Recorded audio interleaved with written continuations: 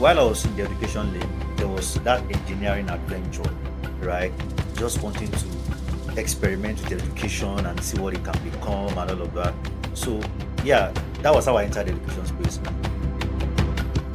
I started discovering and seeing that, problem in itself was not a technology problem, right? The problem in itself was a design problem. They need to stop being teachers and start becoming learning designers and managers.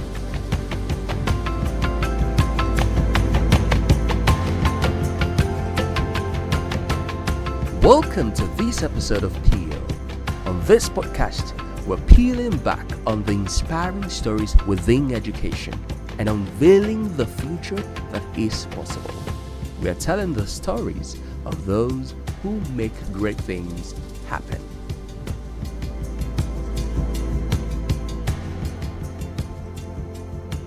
Adebayo Alomaja is the founder and chief learning designer at EasyDigi, where he pioneers the use of design thinking, agile thinking, and future thinking to transform African classrooms. He is credited as one of the leaders shaping Africa's future by Crest Africa, London. He is celebrated for bold thought leadership that bridges the gap between the education sector and the digital economy.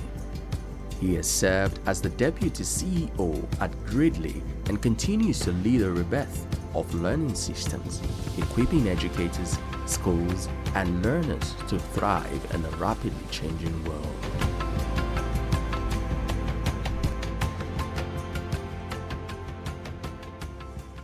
Adebayo Alomaja.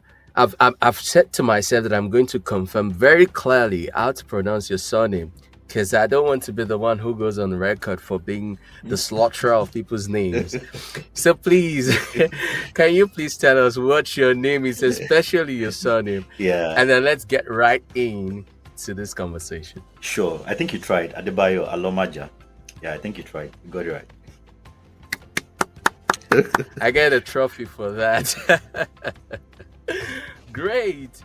So you're on this podcast because we found you as somebody who is a contributor of high repute to education, particularly in Nigeria and Africa today.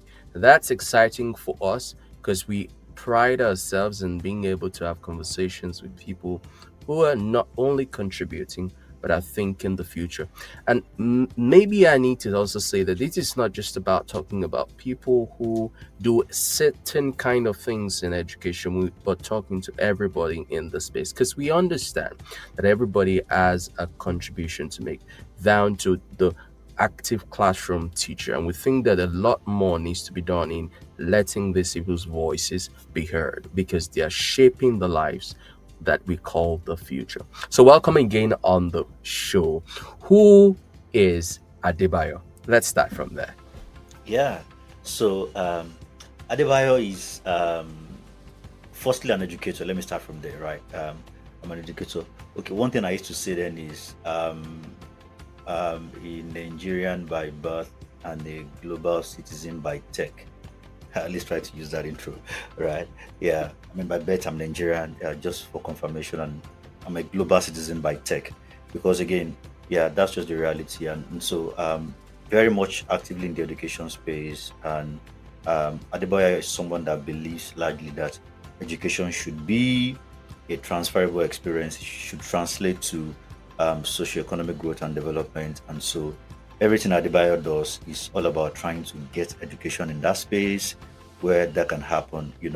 Of course, I'm a family man. Maybe I should have mentioned that earlier. Married, 2 kids, and yeah, very much Nigerian based, right? But a global citizen by tech. So I'm here and I'm just in many places every now and then, right? Yeah. So that's just a bit about me. So you hear things like BayoGPT. That's my nickname in the space, right? And that's at the AI side of me, right? But of course, you always hear me anytime you hear Adebayo Alomaja. It's always about design thinking, right? How design thinking is transforming education in Nigeria. That's the only voice you will hear talking about that in Nigeria. So I say that I'm an education futurist, and that's who I am. Trying to help the education sector understand the signals that are going to determine where education is headed, and trying to just decode those signals, trying to provide that foresight and that insight the education space. Again, you probably just find only me doing that, and maybe a few persons who are not officially futurists, as the case may be. Yeah, so that's Adebayo. Thank you. Thank you for that quite in-depth introduction there. There's a lot to pick up from there, and we could start tearing things apart and getting you to talk a lot more. But let me point out something that is fundamental to this conversation and every conversation that we have on this podcast. It's that we claim that although education is quite important and popular, everyone talks about it. Not because they necessarily want to talk about it, but because everyone goes to school. At least that's one typical experience of education that we all have. But we say that the stories of education and educators are not well told or not told enough in the way that it should be told, and not appreciated enough. Do you agree with that claim? Just checking. Yeah. I do agree with that strongly. Yeah, I do. I think there's a lot that is happening in the education space, that that we're not capturing, right? Not only in Nigeria, even across Africa. I mean, there was a time that I was also like having interviews. I was looking for, amazing stories on the continent Africa happening in the education space, right? In the direction of innovation, and then I was discovering some things, and so I totally agree that we're not telling our stories enough in the education space about what is happening, about how we're innovating and stuff like that. Yeah. Great. Thank you for alluding to our hypothesis there. Maybe that gives us one more reason to continue sharing the stories of this space. Now, let's go way back. I don't know how far we can go, but definitely a good number of years back into discovering this person, who today is now known a lot as BayoGPT. How did you get into education? And don't just jump into it. Can you take us through a bit of your background and then how you transitioned into education? Yeah. So, I studied mechanical engineering, and and I'm one of those persons that just coincidence somehow and all of that. You just find yourself in some courses, without without sort of like that initial capacity analysis, strength analysis, and I never experienced that anyway. Was we just jumped on the course, and but one thing that happened was that while on that journey, right, studying mechanical engineering, right, I started discovering my passion. And that's something I'm grateful to for that experience. I don't think I wasted those 4 to 5 years. No, I think it just helped me to find my passion, right? And so I was that person that was interested in teaching, passing information, helping people understand things. Like I had that patience, right? People will come to me for tutorials. I would organize videos, teaching people. I was just very passionate about it, right? I think that journey unlocked that passion of that passion I had. And so coming out of the environment, And what were you teaching at this time? yeah, so so math, right? So advanced mathematics, advanced calculus, Oh, advanced algebra, right? I was, so you used a lot of K strut, I guess. yeah, absolutely, right. Engineering math, those resources, those courses, right? Um, I was the best student in my option, anyways, right? So Hmm. my head was very hot, and it's still very hot, right? Right. Thank God for that gift. I was like that. So that journey just helped me discover my passion. So coming out of the environment, the first thing I could ever think of doing was to just follow my passion, go and start teaching. And so I entered the education space. But don't forget that I already had sort of like an engineering background foundation. So you are meeting someone that wants to be an education, but is also wired to engineer change. I Hmm. think that was one thing that mechanical engineering did to me, because you just mechanical engineering as a course, there's a way it rewires your thinking, right? The context, amenities, like so. Even though I didn't do a lot of mechanical engineering, but the context in itself, right? That engineering spirit was in me, right? Coming out of the environment. So yeah, so while I was in the education lane, right, there was that engineering adventure, right? Just wanting to experiment with education and see what it can become and all of that, right? So yeah, that was how I entered the education space, and that was me. And so I started looking out for something more like, okay, so all this thing that we are doing, what else can it become? Like what else, what else, what else, what else? So again, in that regard, I started discovering that side of me that loves to do research, right? I started discovering that side of me that loves to do research, and that side started popping up. So I was heavily invested in research, studying a lot of things and trying to understand where the world is, where education is headed, blah blah. So this is education and research now coming together, and that was what led to the to building EasyDG. BayoGPT is a brainchild of EasyDG, right? So EasyDG, that vision around transforming education with technology, research, and networking, with the framework being design thinking, agile thinking, and future thinking behind everything we do. That was what led to that journey, right? I just quickly compressed, from coming into education and being someone that wanted to engineer stuff and doing research, into the vision of EasyDG. And then, that was a journey on its own, right? On that journey again to discovering a lot of things, working with schools, working with teachers, and just discovering a lot of things in the environment. And I think, but yeah, that's just a bit of my background, And now I moved into the education space, and now that also led into like entrepreneurship in the education space, trying to create a platform that solve problems within the education landscape. Yeah. Great. Quite a massive journey. First, you took off studying mechanical engineering, just like you and I were chatting a while ago. Mechanical engineering was going to be my course of choice as well until I changed it the second time I was sitting jam to computer science. But that was you taking off on the path of mechanical engineering, and that reality that still exists where we don't necessarily practice the label that we study in school, and that doesn't mean we're not doing what we should be doing, right? The journey of life is not a linear one. I think at the end of the day, that's what we realize. And then you saw that you kept teaching people, your passion just kept showing up to the surface, and you kept teaching people, especially mathematics. And just to be sure, all of a major part of this teaching was in school while you were studying, or outside when you finished studying? Yeah, it was basically in school, right? Like while I was studying, it was basically in school while I was studying. I mean, and funny enough, even while I finished, I was still getting, there was that request, people like coming around, just come around, come and help us with this and all of that and things like that, that kind of still continued. Yeah.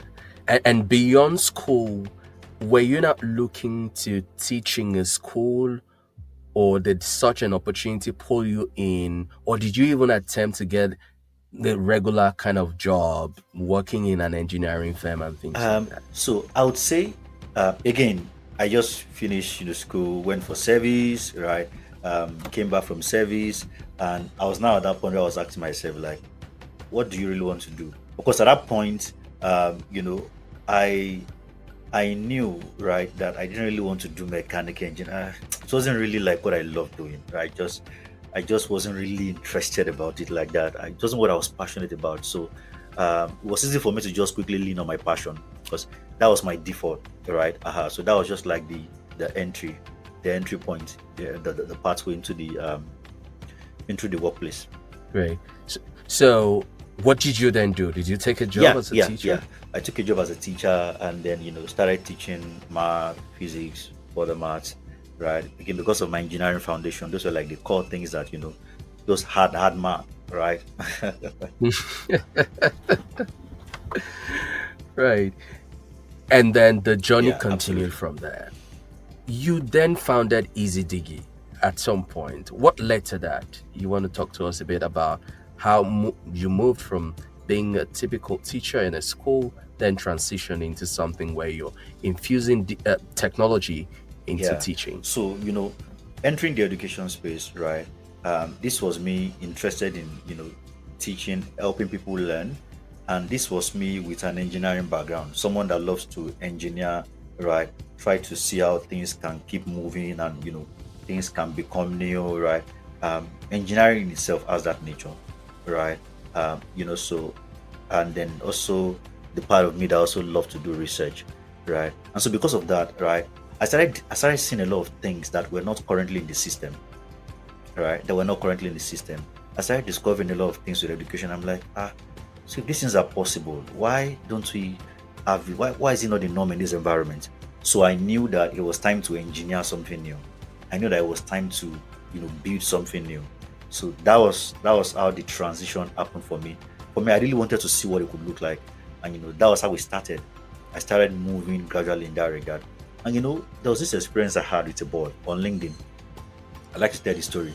So 16-year-old, and then um, he was hiring on LinkedIn. He was hiring, right? He had a company. As at that time, he had was working with Samsung, a number of companies. He had founded his own company. He had people working around, even adults and stuff like that. And he was in Scotland at that time. And then the year after, he was to come back to Nigeria to write WAEC. When I saw it, I was like, a 16-year-old kid hiring. So I was seriously touched. I was like, I asked myself, like, what was I doing when I was 16 years old? So I discovered that, 16 years old, all I was doing was trying to pass WAEC. And this is the same WAEC that this guy is going to come back to Nigeria to write the year after. And I'm like, why? Like, why? A lot of questions were flooding my mind. And I was asking, like, what kind of education was responsible for this kind of outcome? Right? What kind of education did he go through Mm. to bring him to this kind of place? And why shouldn't every Nigerian child go through that kind of education? How powerful will it be if that's the standard, right? Even locally. So yeah, I interviewed him. He said a lot of things. He has raised money for his family. I'm just hearing different. I'm just like, 16-year-old. At So 16, yeah? so that really. So while I've been on that journey of what education can become, doing research, I mean that experience, that encounter itself just fueled my passion for no, something has to change, right? So around that period, ECDG came forward, and when we started ECDG, it was about trying to bring technology into education, right? It was all in the thinking of how do we transform education, what role can technology play, and stuff like that, right? And so at that point, we started seeing that, okay, yeah, technology has a role to play in transforming education. Research has a role to play. And when we say research, it's not academic research, it's industrial research, real world research, research into the market, into the society, into the industries, right? That kind of research, and bringing the insight from that research into the education space. Because if we call it education and it's not preparing people to enter into the real world, then there's a gap. There's a serious gap there, right? So that's the kind of research we do, and networking, bringing people together, and all of that, and things like that. Yeah. So that was the thinking around ECDG, an education consulting organization that uses technology, research, and networking to transform education, with the thinking, the framework being design thinking, agile thinking, and future thinking, right? As regards how we function. That encounter and many experiences just built up to that definition, to that vision, and that was how ECDG came about. Awesome. I mean, a number of things would have lined up that made you think it was now necessary Yeah. to take action. But one of it that stood out was the one you mentioned, having that interaction Yeah. with a 16-year-old that was doing amazingly more than you would have expected. And I would definitely expect. But I mean, it's not atypical to say things like that in environments where things work a lot better. But then you took off on that wind and started building EasyDG. What was the first version of EasyDigi like? I mean, what were you trying to do? And were you doing this all by yourself? Did you have anybody working with you at the time? I figured that you might still be in the full-time teaching experience at this time and trying to build something new. And what was your focus? Consulting, helping schools to learn some technical tools or something? Tell us more about that Yeah. first early days Yeah. of I mean, EasyDigi. early days for ECDG was just all about training teachers. We just training teachers, right? That was what we're doing. Training teachers on how to use technology and stuff like that. Yeah. So the thinking was about, how do we transform education? What role can technology play? And of course, even though we didn't have it all figured out, right? We just wanted to just start and just let's start, just like design thinking, says. We just start, what's the prototype? Let's move. Let's see, let's learn, let's test the waters, let's learn as we go. It was all about training teachers, right? It was more of like B2C in terms of business structure, right? Teachers only, you know. And so we're partnering with platforms and groups that are teachers, trying to train them, introduce them to tools and stuff like that, all of that. Yeah. But at some point, I had to come to a different, after much work in that regard and seeing that, okay, because at that point, all we're doing, we're just training people, as we started getting close to people, right, in the education, because prior to that time, of course, I had been teaching, I've been in environment, so I started that journey based off my experience, what I had seen, in the school environment, right, and all of that. But still on that journey, as we were working with people, right, we began to understand better the environment. We began to understand better the pain points, the real needs, and stuff like that. So even though we started out with just training people how to use technology in education, stuff like that, right, that appeared to be a need, and that was around the COVID era. So it was, a thing, right? Schools were migrating online and stuff like that, right? So there was that need to train people how to Mm. use technology and all of that. But as we were moving along the line, I started discovering too, right? From my research and stuff like that, it's not just about training people to use technology. I started discovering and seeing that, there was not the problem in itself was not a technology problem, right? The problem in itself was a design problem. Mm. Just like today, you have people, a lot of people that are using AI in schools. They are using AI, whereas we're using AI to get things done faster. The value has not changed. It is the time it takes to deliver the value that has changed. So the value itself is still Mm. traditional. The design of the system is still traditional. So I started discovering that, oh no, you don't want to go this route. This is the system itself is traditional. And so even though we have technology can be driving the experience and the outcome is still traditional. So the real stuff, the big deal is not technology. Because as at then, the move for schools was that once our schools have started using technology, right? But from my research, I started saying that no, that's not the real value. The real value is not technology. Technology is only supposed to come in, right? When you have a clear value proposition, you want to solve a problem and it's right. So design thinking started coming into there as well.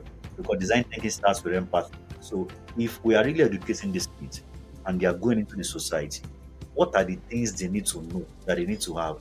And how can we leverage technology in driving that learning experience? So the definition started changing, right? We started talking about things like that, that no, it's not technology first, right? It is first a design problem, right? Every school should have a learning design, right? And technology is supposed to now enhance design. What are the skills, what are the knowledge and the competencies that these kids need to have based on what the society is asking for, based on what the industry is asking for, and how can we design a system that will offer that? And what role does technology play? So the conversation around technology started changing as we were learning and we're seeing that, oh, this is what things should look like. So that's the journey of ECDG. And that's how ECDG, started, from the inception, how it kept iterating and what it has looked like. Great journey, and quite frankly, you've just taken the journey of design thinking, even in creating an improved version of the solution that you set out to create. It struck me there when you talk about empathize being the first step in design thinking, and of course, that journey. I have always said, since my understanding and discovery of that concept, that it is something that is applicable across our lives. Mm. It doesn't matter who it is and what you do, what space, what industry. The concept of design thinking is something that is valid and useful. And especially given the fact that it focuses on the person for whom the value is to be created. Right.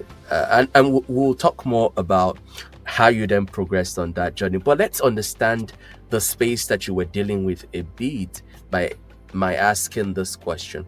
How did you see the adoption of your of your solution in terms of teachers training in that era, especially in that COVID era where there was a lot of hype for adopting technology? How did you see teacher adoption, school adoption? What were the difficult things to navigate around providing training and then seeing people apply the training? Yeah.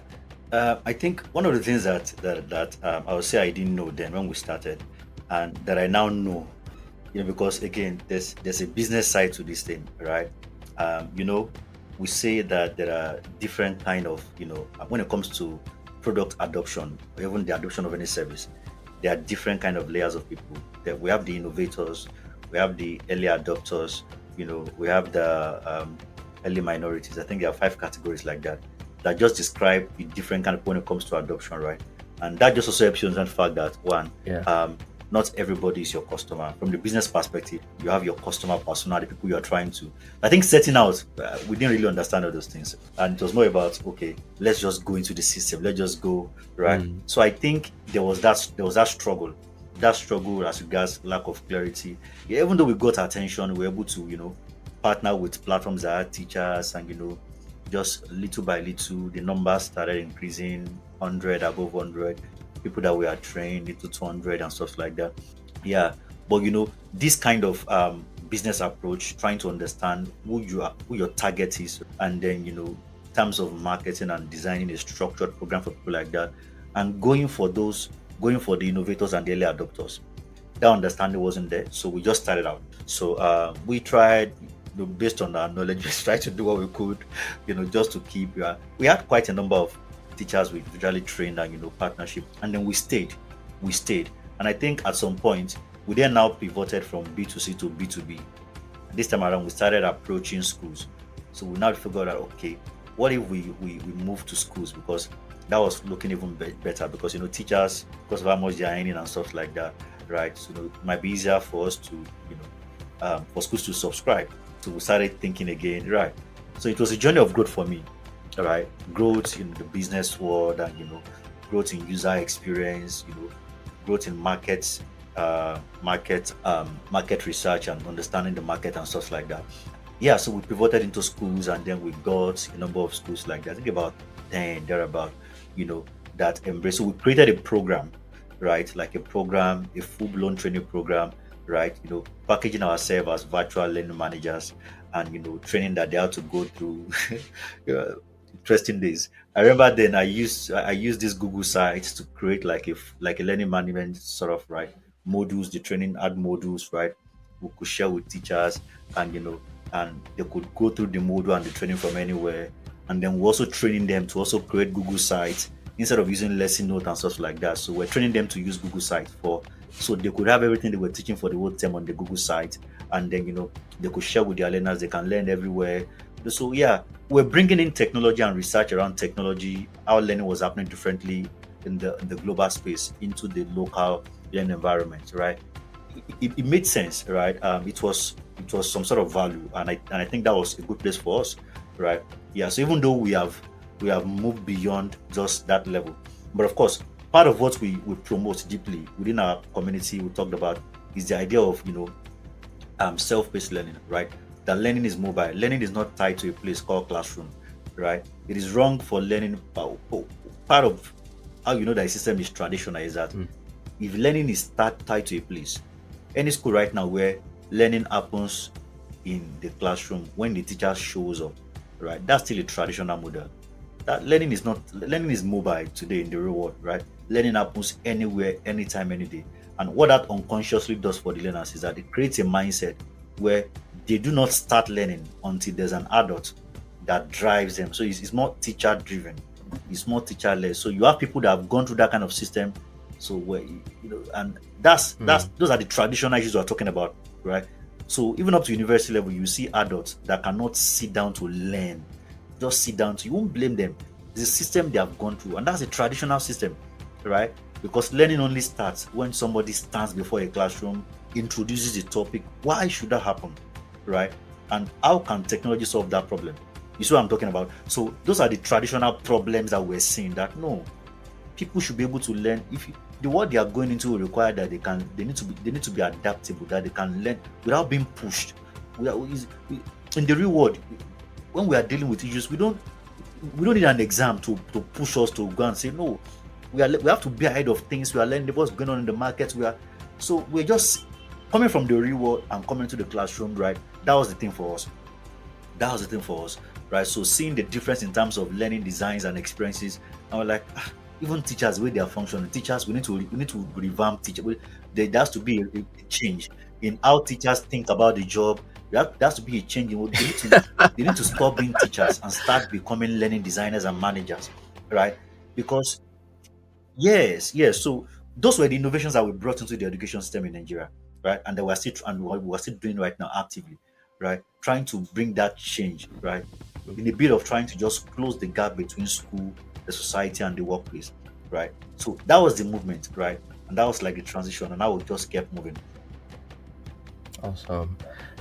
The journey of an innovator never ends because Absolutely. as long as we're still breathing, it can always get better. You got into learning design, and how has that journey been? What does it mean to be a learning designer? And how are you executing that, helping people become that today, not just being a teacher as we traditionally know it? Yeah. So, in other industries, right, they have what they call learning and development, L&D, right? But you see, in the education space, we have what we call learning and passing exams. That's what we have, right? So, in other industries Are generally, they exams have wrong? learning. Are exams wrong? I want to put you on the spot. Yes Yeah. or no? So Are exams wrong? now, you see, yes or no will not be the best answer, right? Great, great. Yes I or no knew will that be the was best answer, coming. right?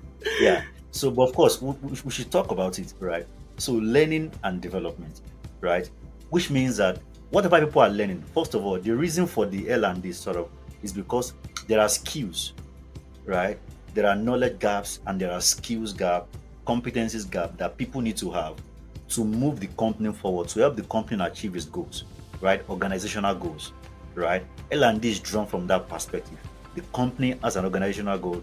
Then what kind of skill set, mindset, tool set do we need to make that happen? And that narrows down to the training that then happens, right? So that at the end of the day, it is learning for the purpose of development, right? Developing the business generally, and so yeah. So bringing that thinking into the education system, right? But now looking at it differently. Now this is how I look at it, right? So the idea is that these kids are learning, but first of all, the question is, what are they learning, right? We are now using, we are trying to connect the classroom to the society, right? The classroom to the society, and we're saying it's about what are the goals in the market, in the society, in industries, right? That we're trying to achieve as a nation, right? Even collectively, right? And what are the knowledge, the skills, and the competency required to achieve such goals? And how do we bring that into what we call education? So, can you see the flow, right? Can you see the flow now, right? So, how do we bring that into what we call education, right? So, the priority is not school, because school in itself cannot be an independent organization. This is where we have an issue what we call schools today, right? So many schools function like they are independent, like they have the right to do whatever they want to do. It doesn't matter. They have the right, right? When school is not school doesn't have a purpose of itself, because you are you are a pipeline. And recently I posted on LinkedIn, I was talking about the pipeline perspective to school. You are a pipeline. You are fundamentally responsible for nurturing the quality of talent and human capital that enters the market, society, and every industry. So you don't exist for yourself. Schools don't understand this here, that this is a pipeline matter, right? It's a pipeline matter, right? And so you're not independent. You are connected to something, right? So we cannot continue to have a generation of people that are leaving the environment and they are helpless. They are looking for what Nigeria will give them, talking about what they are going to give Nigeria, what they're going to give the country, right? So there's that thing, right? So learning design for us at ECDG, right, was about that connection between school, right, and the society and the workplace, and then redesigning learning within the school environment to address the knowledge, right, the skills and the competencies that the society is asking for, that the market is asking for, that the industry is asking for, right? And that was the thing for us, and that's how we talk about learning design, right, and becoming the learning designer within the school environment, right? That fundamentally means, and of course, every school we meet, the first thing we do for them is, firstly, you need to agree on what is going to be the skill set you will prioritize in this school environment, right? So, based on the school vision and based on market research, we agree and say these are the skills you are focusing on in this school. That means these are the things that your teachers are going to be teaching, right? So, teachers don't just teach subjects, they are now teaching skills, right? So that's why they're no longer teachers. Teachers teach subjects. Learning designers focus on skills, right? So that's the change. That's the change, right? And so we there's a series of that training, trying to get them into that zone, right? working with a learning design template, trying to understand the process and all of that, aligning. So from the management, once they say this is the skill, we then narrow down and start talking about activities and outcomes in that regard. So it's a serious work in that regard. Now, not many schools are interested in this thing I'm talking about, and it's fine, right? It's fine, right? So we know who we are out for now. We know our persona. We are not for every school. We are for those that really see themselves as a pipeline, right? That want to nurture the people that will control society, because that's what happens every now and then. You have the controllers, the innovators. So the pipeline nurturing the generation of innovators in Africa and Nigeria, right? That pipeline needs to be enriched, needs to be expanded. And that's what we have positioned ourselves for. It's in expanding that pipeline by looking for K to 12 schools that are thinking that way, right? And working with them so that we are getting more innovators, right? Entering the market and creating more jobs, because right now Nigeria is no longer looking for employees. Nigeria needs employers, right? Nigeria needs employers. That's what we are. The data is not looking good. Our GDP per capita has been reducing for the last 14 years. We are not productive. We are more consumer. We are more of consumers, and you can see that in the education sector, right? Because the whole education is trained to raise consumers, not producers, not innovators, right? So that's what is driving us right now. That's what is driving us strongly right now, and that will not happen until the teachers become learning designers. That will not happen until school embraces the learning design perspective. That's the whole drive around the learning design perspective. Who a learning designer is, teachers becoming learning designers, that transformation, right? And the fact that by 2030 we are looking at getting 100,000 teachers across Africa to become authentic learning designers. Hey, designers, great.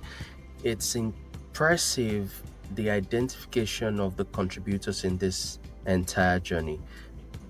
The schools have a role to play, the teachers have a role to play, and everybody needs to be interested enough to put in the work that is going to produce the result at the end of the day. And it's important what you said about how the schools also need to be interested. They may not have known about it before in an interaction with you, but they have to be inclined after having a conversation to say, oh yeah, I think you're saying something there that we should be paying attention to. And so we're willing to redirect resources in favor of this new direction. And that, I see, there must be the great work that you would have to do and the challenge you'll have to overcome with the schools. The interesting thing is, for change to happen, people who have been prior to the time going a certain direction need to be willing to take a pause and say, this is where we've been going.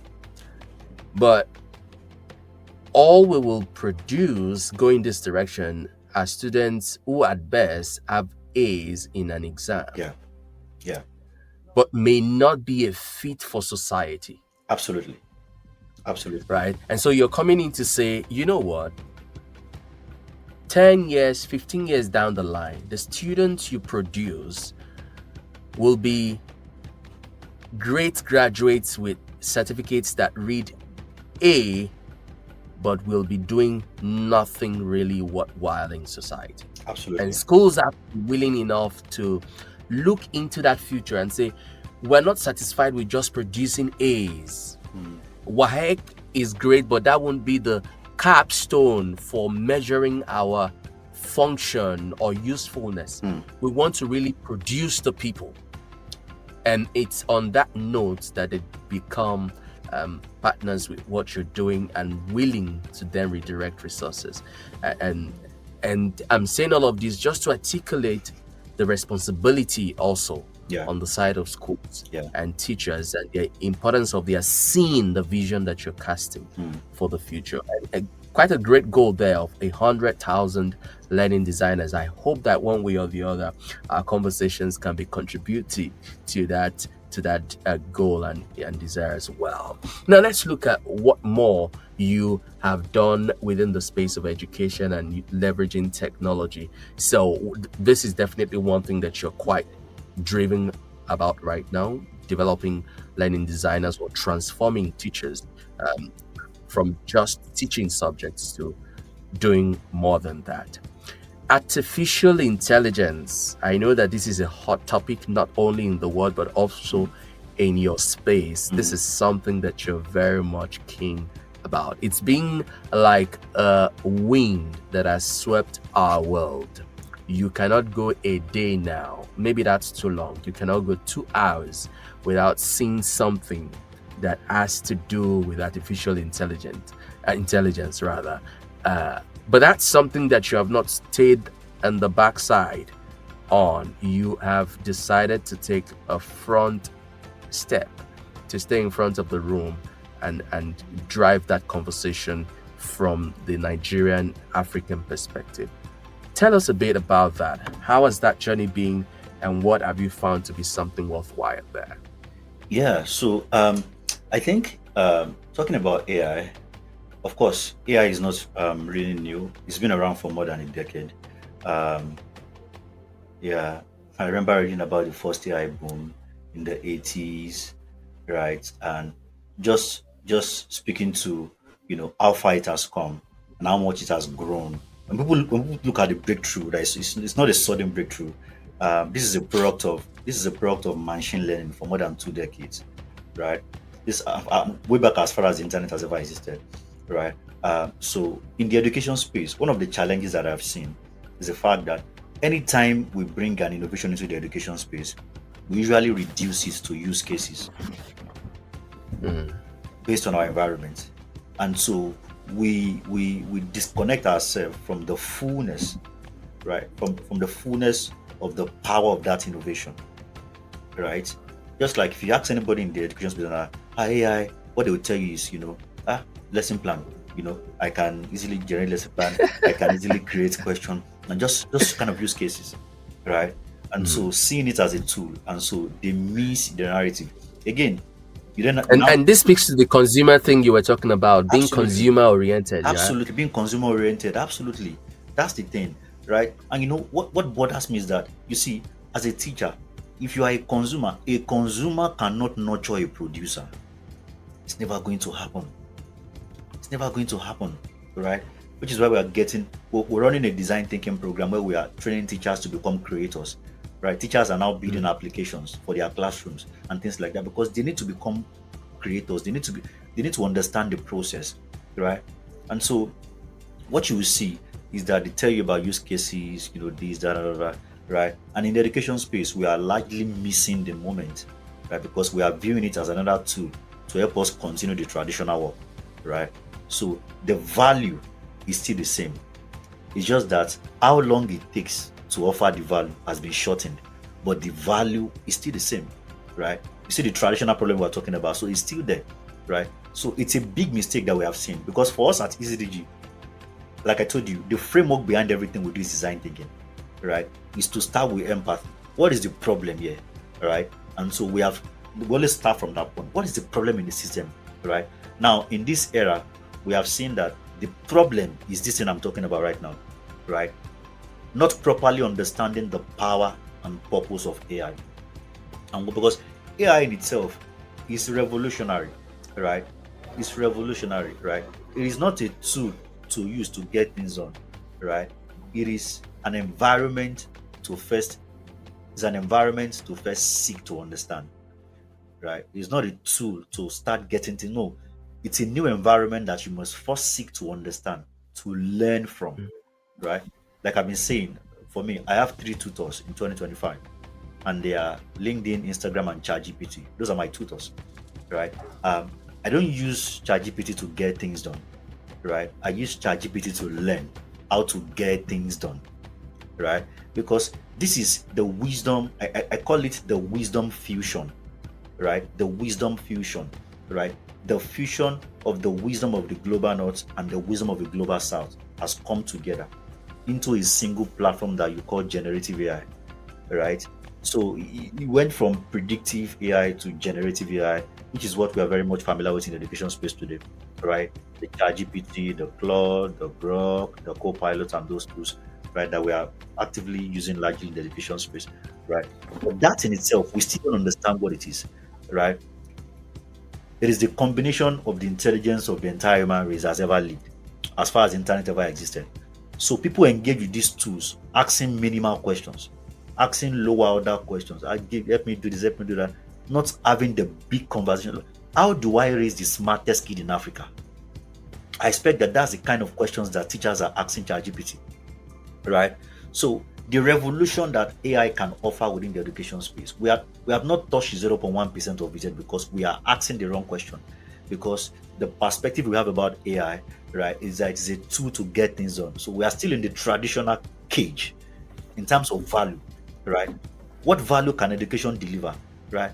I am looking forward to seeing the education go from 1.0 to 4.0, right? But you see, so there's been that gap, right? People say that, oh, from the first in the revolution to the second to the third, that even though that the world has moved from first to second to third to fourth, and now we're talking about intelligence, the education has largely lagged, right? But then there is now an opportunity for us to not just lag, but to go from the fourth and leapfrog all the way, right? Even beyond the fourth, right? With AI and with what it has to offer. But it's first understanding the environment of AI. What is this thing and what does it really has to offer us in the education space? Because this can actually solve the biggest problems we've had in the education landscape. I was reading about the entertainment sector, about how they have responded to AI.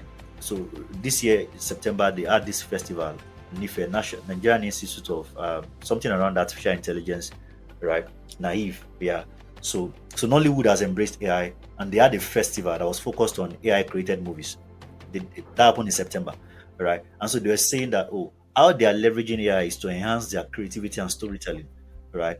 Now, that is how they have embraced AI. And we're seeing a new generation of movies coming out from Nollywood, right? So, in terms of their creativity and storytelling, how they have embraced AI to move their industry to the next level. But let's come back to the education space. How are we leveraging AI to move the industry to the next level? I would expect that we are talking about how AI can help us close the gaps, the real gaps between school, the society, and the workplace.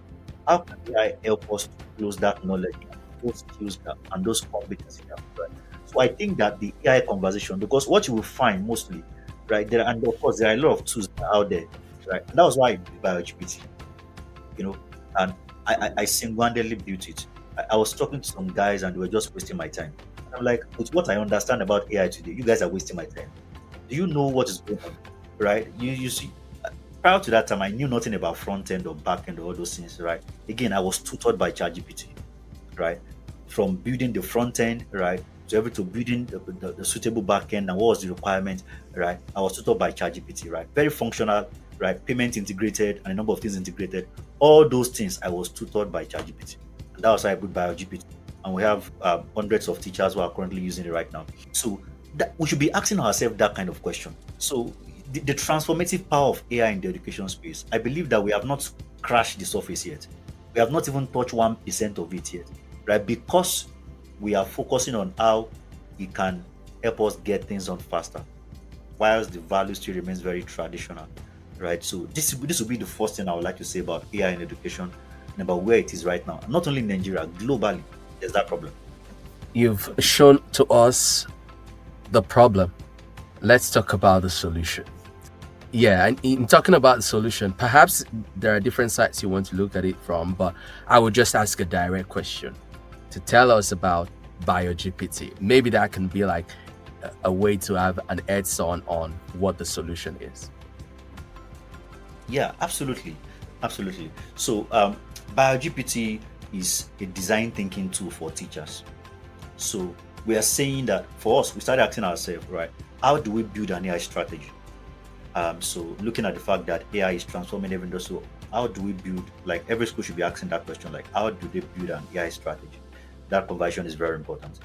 So how do we build an AI strategy? So we figured that, oh, AI can help us to scale our training, to scale our framework trainings, exposing teachers to design thinking and framework, and because we do design thinking workshops and stuff like that. But how many teachers can we reach that workshop, right? How many can we help, right? So we talk about those things, right? And of course, once the process is defined, the output can be replicated and scaled with AI. Once the process is defined, right? Yeah, we have enough training data to figure out the algorithm and then to ensure that performance in that regard. So yeah, that was the thing, right? Because we believe fundamentally at ECDG that every topic in every subject has a connection with a need or a problem in the society.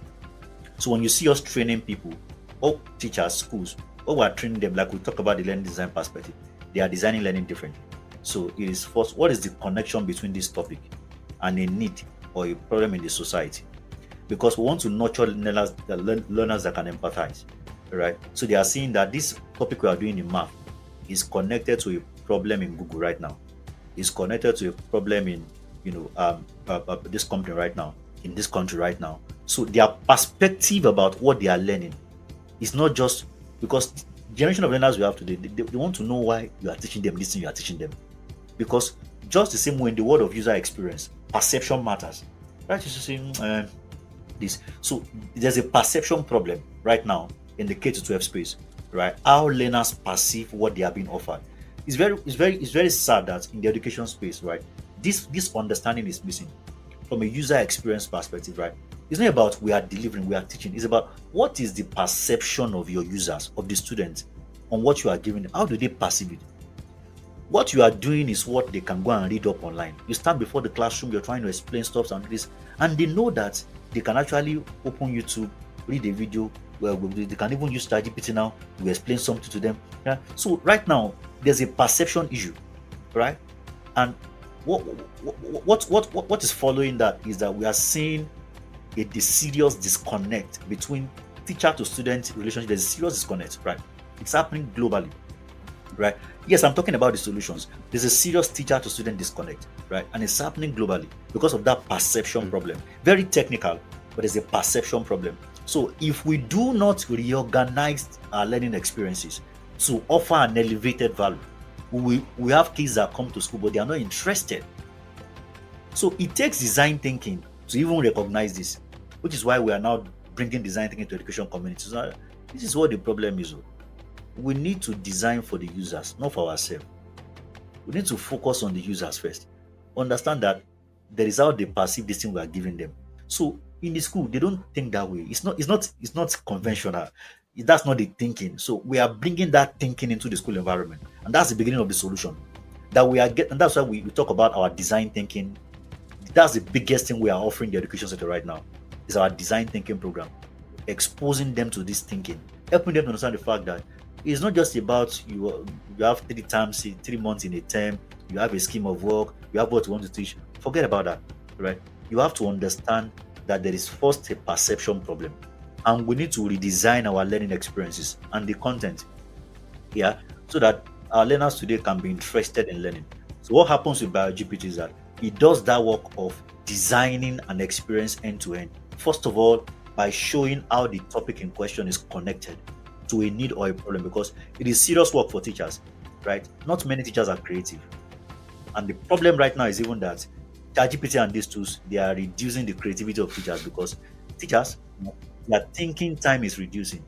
And when your thinking time begins, when your TT begins to reduce, your creativity begins to reduce, right? So it's very catastrophic, right? We are seeing teachers and their thinking time reducing because they've not seen something that everything does so faster. Teachers that we're even trying to get them to do creative work, right? So not many teachers are creative. So there's a creativity problem. And that creativity is an important skill for teachers to have today, to be able to design learning experiences that will engage these learners because the attention economy, attention is not free. You will not just get their attention because you are the adults in the room or because you are no. They can be giving you facial attention, but it's not cognitive, it's not deep, it's not inside of them. There's that problem, there's a battle. So teachers need to know you are battling with social media and these AIs, you are competing with them. So if you cannot design and offer learning experiences that your learners will prefer to go for, instead of thinking about social media in your classroom or their last scrolls and swipe and those things, then that means you can't even walk into this classroom. So the part of connecting the topic to a problem in the society, it makes the whole learning experience meaningful for the learners. It's like, right? It's more exciting, right? Because what BayoGPT does, right? It starts with a storyline. Then the storyline talks about the problem around the topic, and then it ends with a driving question, right? For the students, right? So you have shifted the learning to the answer. Already they want to jump on that learning journey because there's a problem they need to solve because they have seen a scenario, a storyline where there's a real issue that needs to be solved and they want to solve the problem. They're excited, they want to jump on it. That experience is more meaningful than sitting down in the classroom, writing notes, doing classwork, doing homework, right? and all of those things. That's what BioGPT is doing. And of course, we're leveraging AI and replicating that for hundreds of thousands of teachers, which is the goal. So I believe that's the solution. Bringing design thinking into lesson planning, right? So when they are planning their lessons, right, design thinking is a guide, is the framework behind how they're also thinking. Because the designs that BioGPT generates, they are majorly aligned with design thinking, and it ensures that at the end of the day, that the learning outcome is either a product, a service, right, or a discovery. That's the thing, which is away from the traditional systems, right? You see learning outcomes that is just in the head, it's not tangible, right? It's not valuable. And because the learners, they know that this thing, they're tired, right? So there's that problem, right? That disconnect, right? That perception problem in the school environment today. And sadly, many are not yet aware. They are showing up every day, putting up energy. If only we can just run a sort of we understand. The students I speak to, I ask them questions. They tell me they don't like to go to school anymore. They're not excited about school anymore, right? It doesn't feed them. They don't. Again, it's just simple. The whole experience is not meaningful to them anymore because the world has shifted. They have seen that shift. They are intimated with the shift. They are aware, and they are seeing what is happening in the school. They are still like, what is going Are on? we living dual life? Yeah, yes, yes. So they are like, what is going on? Right? These kids are already on Instagram, on social media, on ChatGPT. They have, and you come to the classroom. You're trying to, and teachers are losing their authority in the classroom. So if I were a teacher, of course, if I were a teacher in the classroom today, authority is going to come from authenticity. For any teacher in the classroom, so it's going to come from context mastery, not just subject mastery anymore. So we are pushing that narrative. Teachers have to have what is called context mastery. She should level of awareness about the changes in the industries and the markets and how that connects to what you do in the classroom. Let me give you this one. Imagine I visited a school, year six learners, and then you know, I it was like a career day talk, something like that, but I wanted to just grab their attention.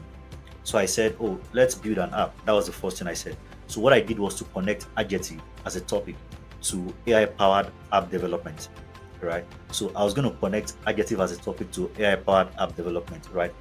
Adjective would describe features, right? So if you are building, what are the features you want to see? It's a game. What are the features you would like to see in the game? That's adjective. So these premises kids, I quickly broke them into groups, right? There was the project manager and the assistant PM. There was a team of developers, right? Broke them into groups, right? The project manager and the assistant went around collecting the adjectives. What are the adjectives that would describe what we want our game to look like? And I was discussing with the team of developers on agentic AI, how that today, through vibe coding, they can build games that can be like a prototype and stuff like that. Just having that conversation with them. And because we were going to use that to build a prototype. When they were done collecting the adjectives, they brought it together, and then we together we built a prototype before I left there that day. Right? And they saw the prototype and they're like, oh wow. Now I have just shown them what is possible. Right? These are primary six students. I've just shown them what is possible. And so what will happen is that when they think about what they can do, what they are capable of doing, I have just inspired them by that experience. Our textbooks are dead. They are not inspirational. Our scheme of work, they are dead. They are not. How can they inspire the next generation of innovators? How is that going to happen? How is that going to happen? That's where we are. And that's what we're talking about, on the solution and how we can just move education forward too as well. The work is massive and there are different sides to it. There's a huge human resource in education. There are over 1.4 million teachers in Nigeria, at least statistics say. And every year, colleges of education and departments of education across universities in Nigeria are churning out graduates who are supposed to be qualified educators. I'm thinking about the concern that we should be paying attention to in terms of the skill gap that exists and what we might need to do differently with the workforce. You made an interesting discovery of the need to pay a lot of attention to the schools, B2B, because again, profit orientation, sustainability is key in anything that one is doing. But I'm wondering, what are your thoughts as to how we pay attention to ensuring that our workforce, both those who are already practicing teachers, which is a kind of concern because a lot of them, again, as stuck in the culture of what they've been useful for years, and then those that are mm, continually being poured into that space. I was talking with a recent graduate of Tai Shalarin University of Education, and she was talking about how a lot of our colleagues at the time of graduation were just not interested in the possibility of practicing within the space. And mm. my question to you is, what do you think about all of these, and what can be done differently in attacking the concern of skills gap within education, looking at the workforce? Yeah, yeah. Truly, the gap is massive. Um, let me, and this is one of the things I've been saying lately. Of course, the problem itself is complex, right? But design thinking gives us the courage to always start a step forward, right? We're not looking at getting it all figured out, right? We're going to start with what we know is doable and just keep moving forward, expanding it, right? So I think fundamentally, one of the things that I've seen is the fact that in the school environment, we we wait we wait for teachers to come, right? We wait. One of the things I've discovered about other industries is their intentionality in creating a pipeline that is going to nurture the talent that will drive their organization, right? Let me start from the big fish, right? Companies like Google, like we discovered that they have academy, they have online learning academy that they have created, right? You know, this okay that they have created. People come to learn, and then there's even like internship opportunities, right? And then there are a few schools in Nigeria that have embraced that model. A very few schools, right? Schools like Corona, like Middle Hall, Green Springs. I know those three. I know they have an academy. Just those three that I know. If there are others, very few. So that pipeline is very important. And even now, that pipeline needs to be expanded because instead of waiting, because that's the problem right now. There's teacher shortage, especially private schools. They are complaining teacher shortage. People are because of the money they pay. There's that issue too as well. There's that issue of the pay and stuff like that. That's why I said the issue is very complex. But there's always a way forward. There's things like that, right? So I think for private schools, let me start from that side. The non-state schools, like they call them now, it's about taking responsibility for the talents you're going to have in your environment, which is by creating a pipeline that will ensure that you have people. And I think this is not for every private schools. This is only for private schools in the class of Middle, Green Springs, and and Corona, who have invested heavily in great user experience, right?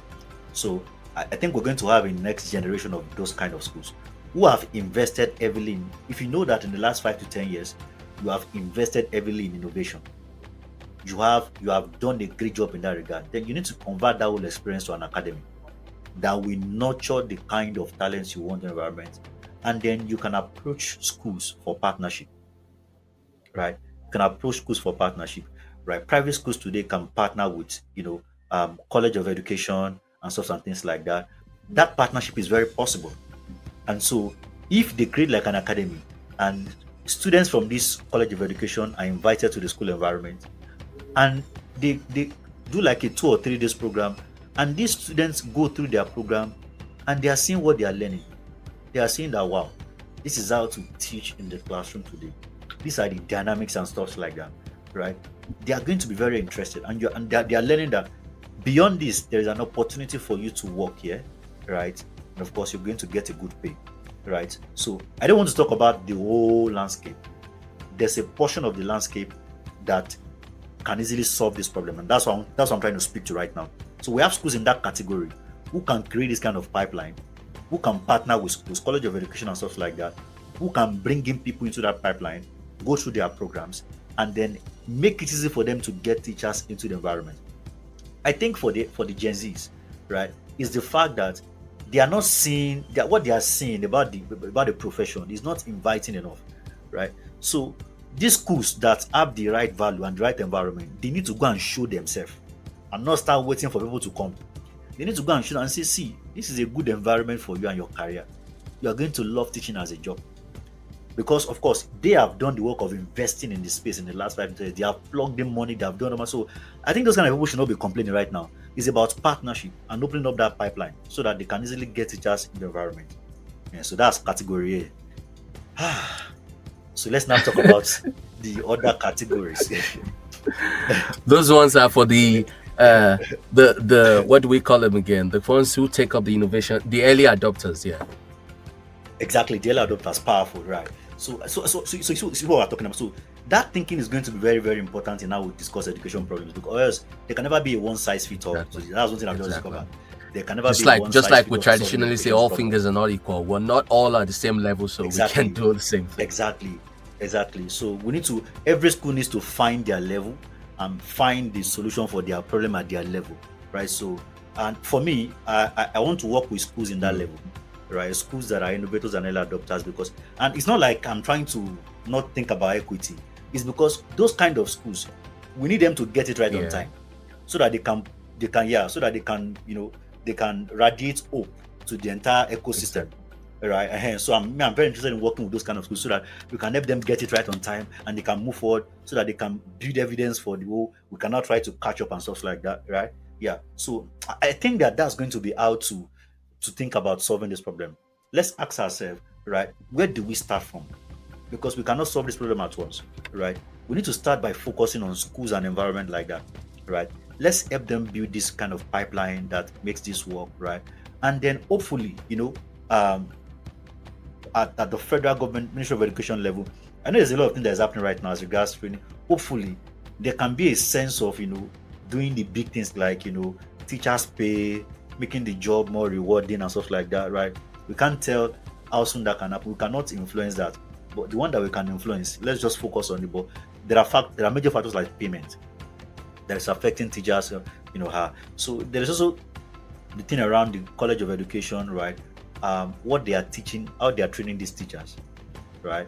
I believe that design thinking should be a core part of any College of Education training system right now. And of course, hopefully, in the nearest future, we'll open up that partnership to these institutions, and hopefully they embrace it, and we can change things together in that regard. Because if the teachers, let's again the pipeline perspective, K to 12 and the students. K to 12 is a pipeline that nurtures the quality of talent and human capital that powers our economy. The mentors in that environment, they are the teachers. So if the mentors in that space are consumers, how are they going to inspire or nurture a producer? Which is the drive behind why we are shouting about design thinking, exposing the space to design thinking heavily, because it's never going to happen, right? And because again, the Nigerian trajectory, the Nigerian graph, Nigeria is in a dire need, right, of creators. The data is not looking good anymore, right? 11 million young Africans enter the market annually, and only about 3 to 4 million jobs are created. There's a gap of 7 million thereabout, right? Internally in Nigeria, right, we know what unemployment looks like, even though they have sugarcoated it in the last 3 years and say they've changed how they do it, but we know that unemployment is exactly, it's still a big deal, right? So we need an education system that can produce more creators, more innovators, and for that purpose, we need mentors that are also in that space mentally to make that happen, which means our teacher training programs has to be overhauled, right? So we should stop training teachers to deliver content in the intelligent age. The conversion in our school, so design thinking, part of the curriculum, AI, part of the curriculum, AI pedagogy, we have to bring it in. We have to talk about it so in our school of college, Department of Education and everything, the whole system has to be. This year is the beginning of it's like the whole world there's a reset globally.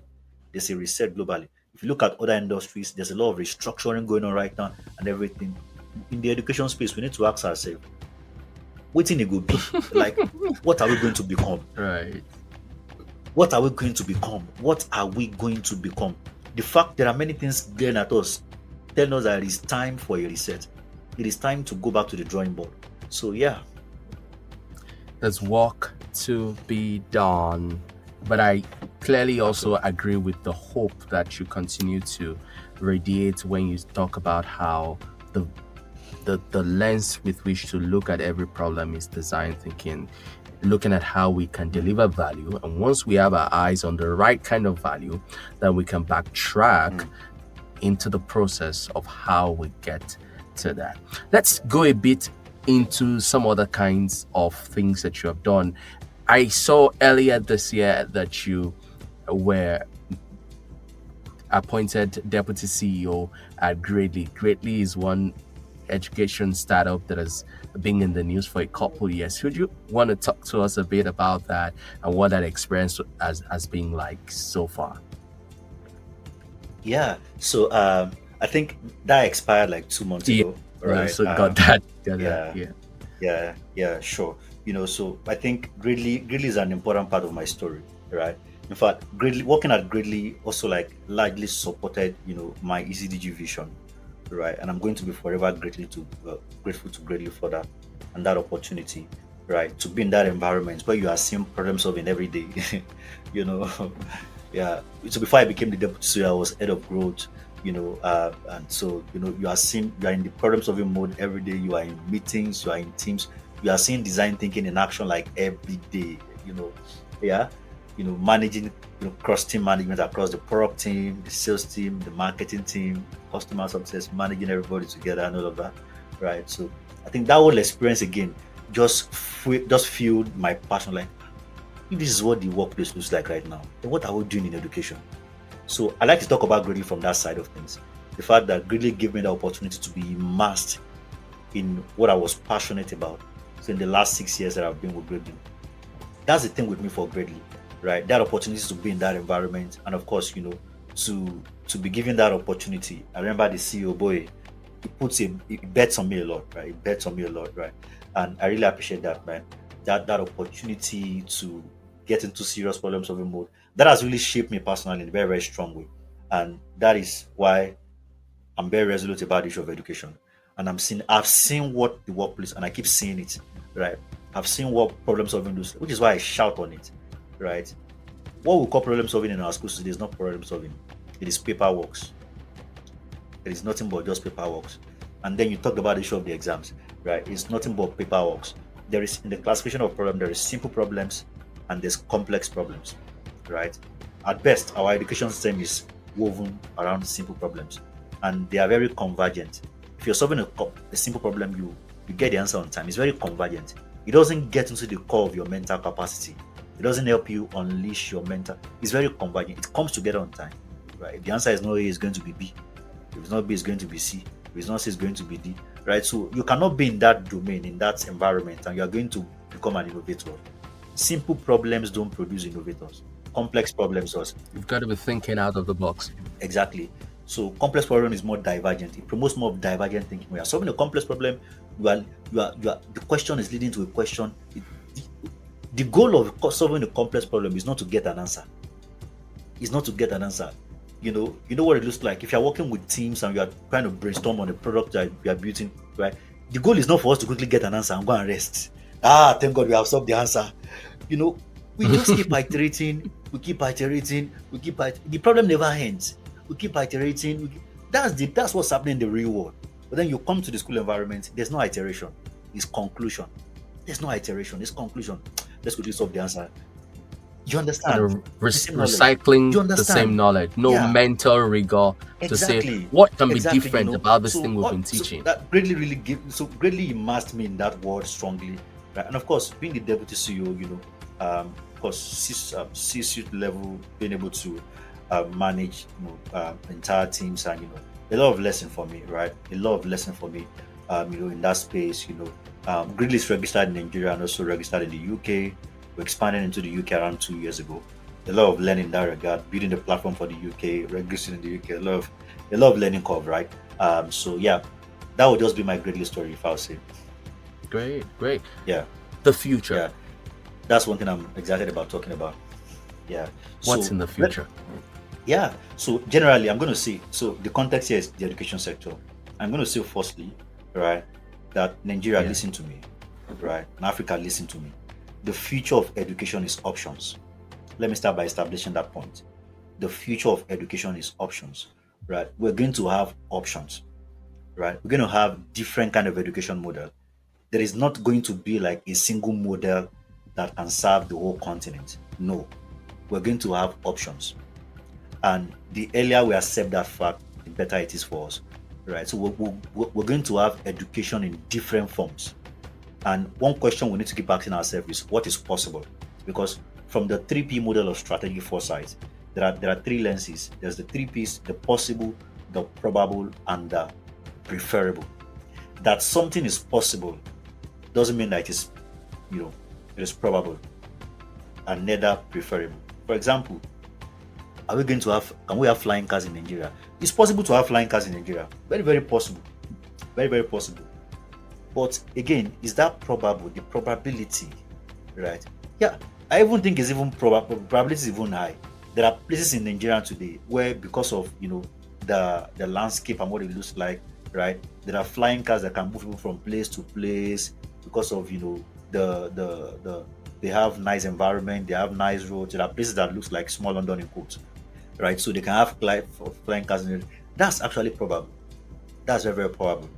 In fact, that's very, very probable. But is it preferable? No, it's not preferable.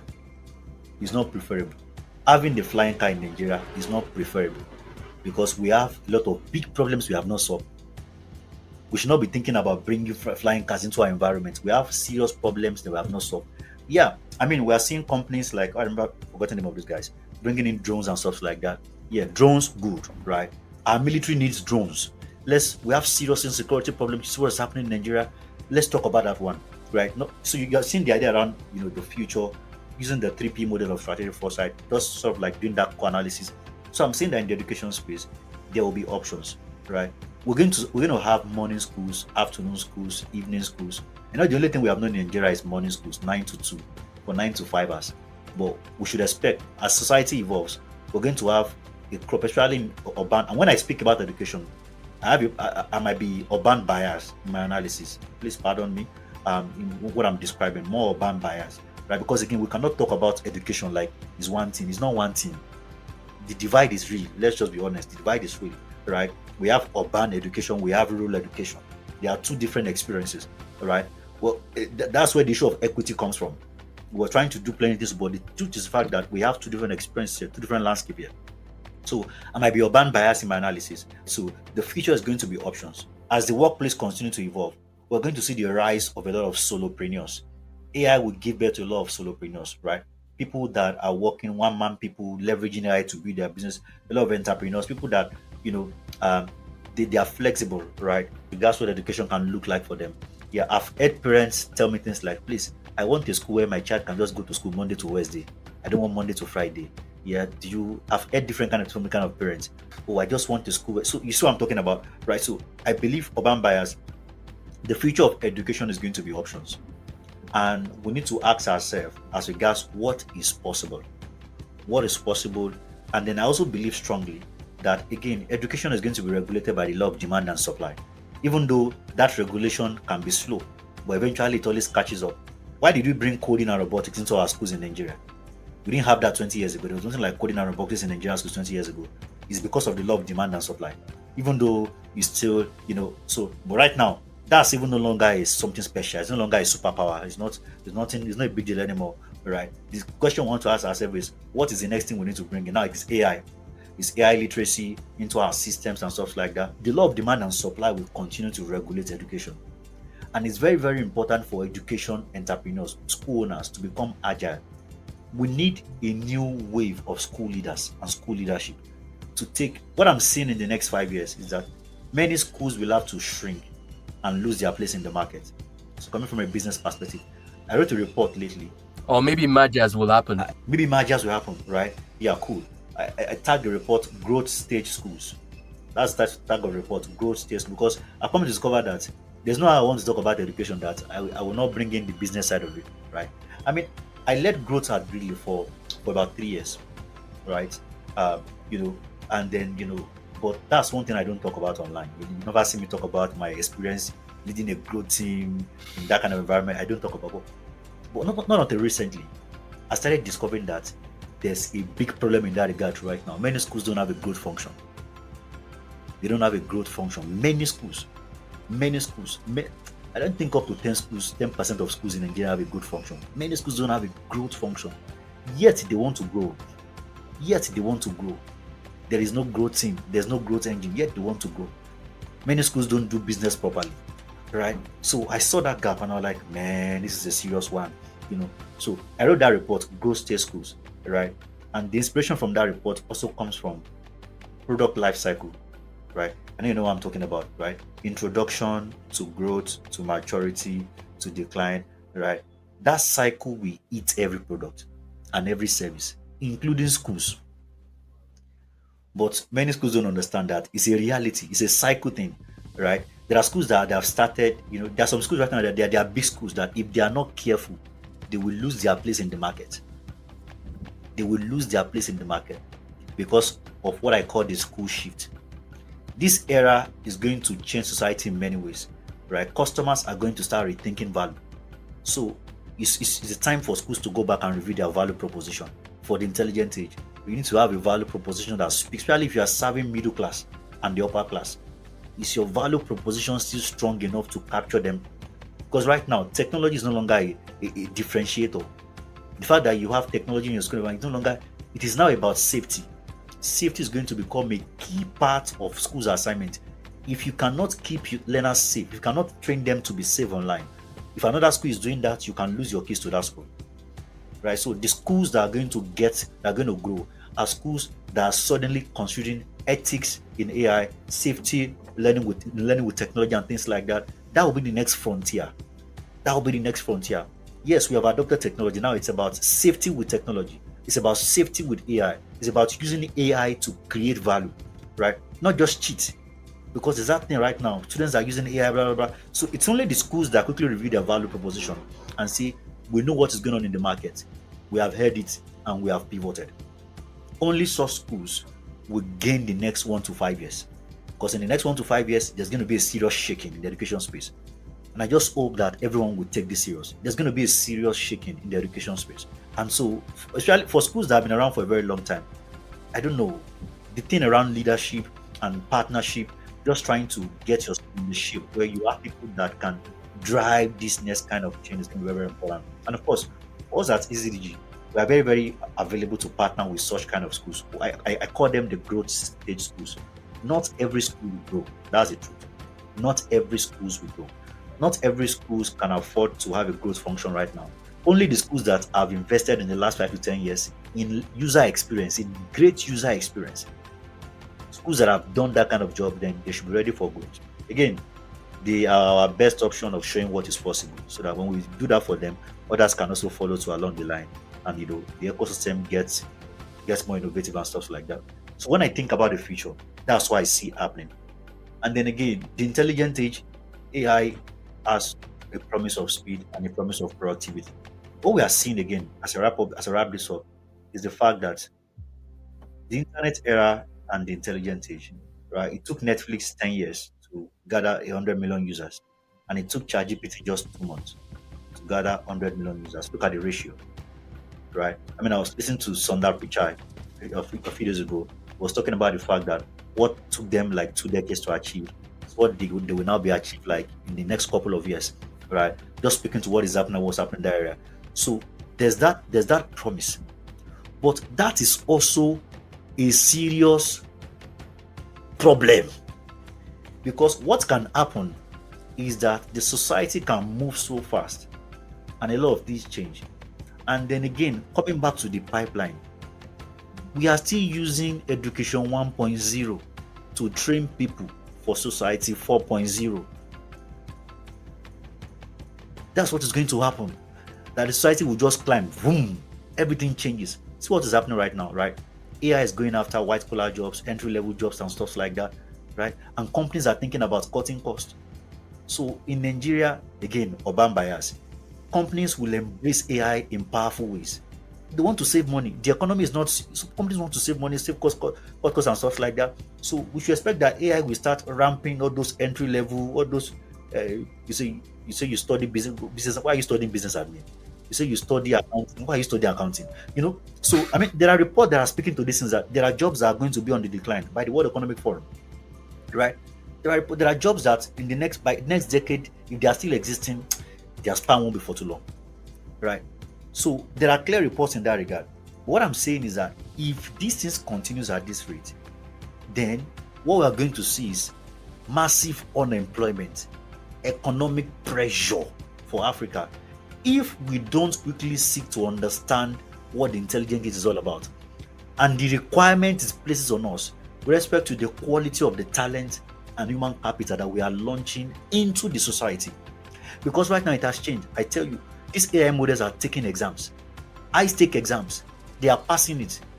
Isn't that a signal that they are passing to the education sector? That's a signal. They are telling us that, see, everything you are all about.